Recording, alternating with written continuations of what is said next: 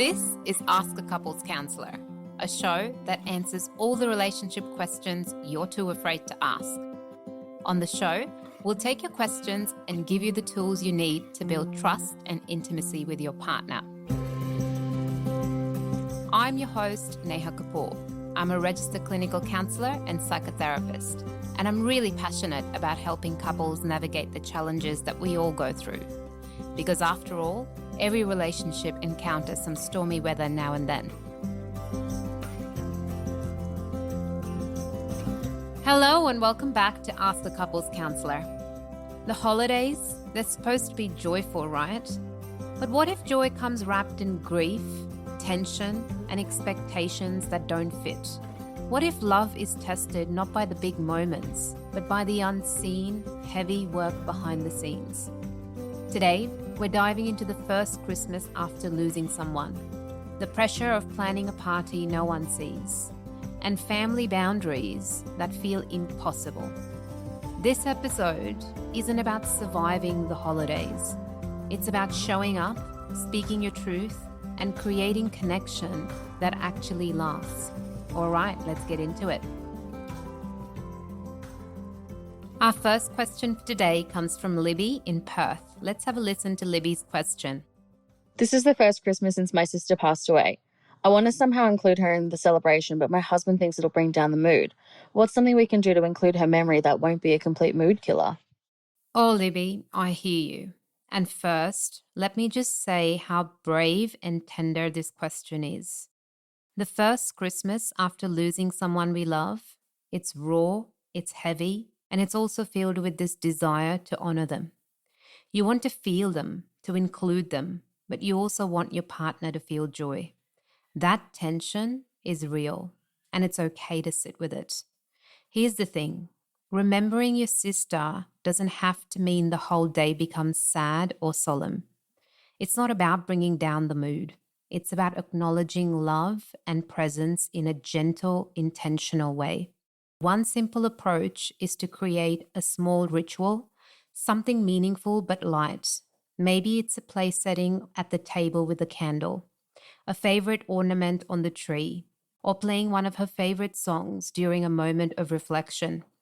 It could even be as simple as sharing one memory about her before opening presents, or baking her favorite treat and raising a toast in her honor. The magic of this is that it allows grief and celebration to coexist. It says, she's part of our family, our story, and she's here with us in spirit, even if we can't see her. And the beauty is, those moments can bring warmth and connection rather than sadness. They remind everyone why love is the heart of any celebration. Also, involve your husband gently. Maybe ask him what feels comfortable for him too. You can co-create a small, shared gesture that honors her without making it feel heavy. Often, it's in the intention and the love behind it that leaves the lasting memory, not the scale of the ritual. So go ahead, light that candle, share that story, or hang that ornament. You're not bringing down the mood. You're expanding the love in the room. And that, to me, is what the holiday spirit is really about. I hope that answers your question, Libby.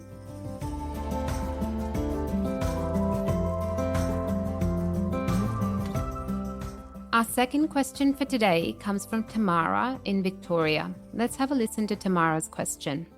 My partner and I throw a New Year's Eve party together every year, and he's a great host when the party is on, but he doesn't help me to plan, set up, or clean up after the party, which puts a lot of pressure on me. How do I talk to him about helping me more with events we're throwing? Tamara, let's be real. Throwing a party shouldn't feel like a solo endurance test. You get to see the applause and the smiles, but behind the scenes, you're carrying the weight.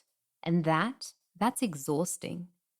Here's the truth. This isn't about calling anyone out. It's about making the invisible work visible. Planning, setting up, cleaning up, all of it counts.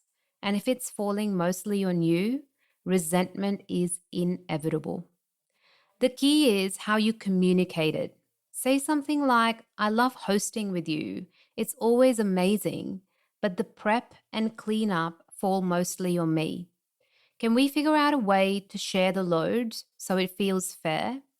Being specific is your superpower here. Break tasks down, assign roles, create a plan.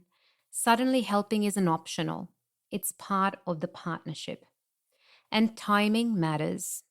Have the conversation outside of the chaos of the party season, when emotions are calm and solutions are possible. The truth is, partnerships aren't built in the party itself, they're built in the preparation. When he steps up behind the scenes, what you're really creating is a blueprint for fairness, teamwork, and intimacy in every part of your relationship, not just the party. So speak up, share the load, and watch how it transforms not just your parties, but your connection. I hope that answers your question, Tamara.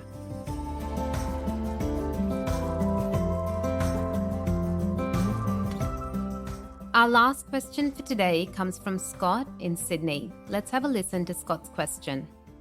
So my girlfriend's mum insists we spend all of Christmas Day together every year, but she doesn't want my family to be there. So I'm happy to spend Christmas Day with her, but it'd be good if my family was there as well, or we could split the day. How can I talk to her about this? Oh, wow, Scott. This is such a classic, but also delicate holiday dilemma. And first, I want to acknowledge just how complicated this feels. On one hand, you want to honor your girlfriend's family, respect traditions, and be the partner she loves. On the other, you have your own family, your own traditions, and your own needs for connection. Feeling torn here? That's totally normal. Let me just say this isn't just about Christmas. It's about boundaries, respect, and partnership. Your girlfriend's mum has her own expectations, but those expectations cannot override your right to include your family or co-create a holiday that feels fair. The key here is how you frame the conversation. It's not about confrontation or saying no. It's about opening up a dialogue that honors everyone's needs. Start with your girlfriend as an ally. Sit down together and be aligned before speaking to her mum. From there, use language that's kind but firm. So you can say something like, we love spending Christmas with you and we want it to be special. We also have our family we'd like to include, and we'd love to find a way to make the day work for everyone. You can propose solutions, splitting the day, alternating years, or even creating a new tradition that blends both families. Setting these boundaries doesn't make you difficult. It makes you a partner who values fairness, mutual respect, and long-term harmony. And avoiding the conversation might feel easier in the moment, but it risks resentment, frustration, and tension that can spill into the relationship. The magic happens when you approach it collaboratively, not combatively. You're showing your girlfriend and her family that love and respect are not zero-sum games. Including your family doesn't take away from her traditions. It simply expands the celebration and shows that everyone's presence matters. So yes, have the conversation. Be clear, kind, and solution-focused. And trust this, standing in your truth while honoring her family is not just fair.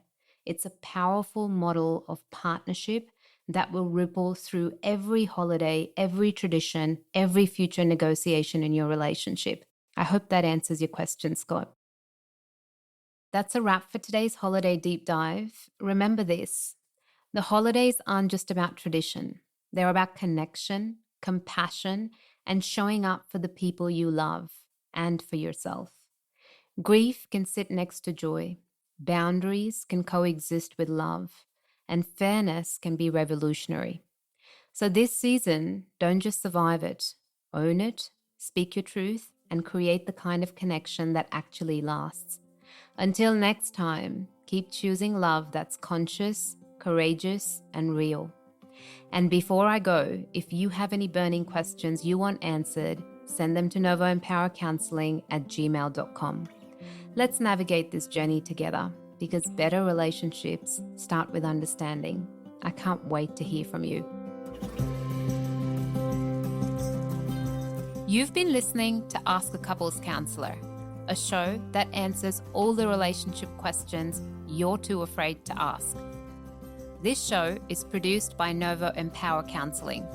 We provide a range of services, including couples counselling, individual counselling, and online counselling. To find out more, visit our website novoempowercounselling.com.au. This show was produced with strategy and production support from Wavelength Creative.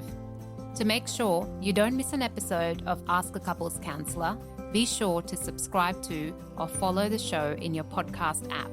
And while you're there, I'd love it if you could leave me a 5-star review. It really helps others find the show. I'm your host, Neha Kapoor, and I'll see you in the next episode.